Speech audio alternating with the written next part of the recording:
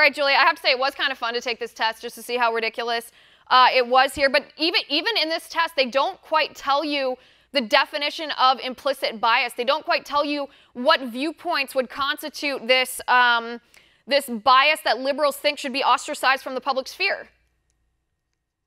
Yeah, I'd like to take this test too, just to see where it goes with my own so-called implicit bias.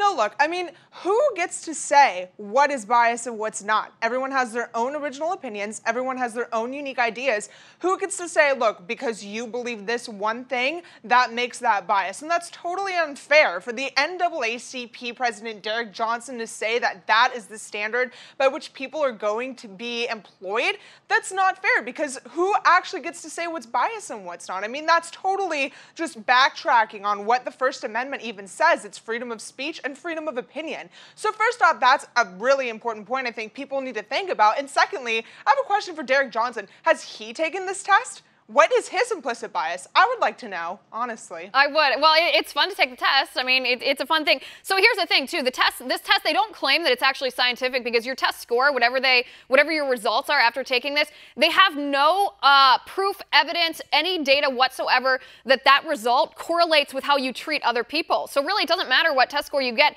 even if they say you are terribly biased as a person, because it doesn't mean that you treat anybody badly because of that bias. So I'm not even sure what the point is, but just in, I guess, a small practical sense here, isn't it the job of the voters when we walk into the polling booth every election day to decide whether, you know, the viewpoints, the experience, the so-called biases of the different candidates, whether that should disqualify them from representing us or not?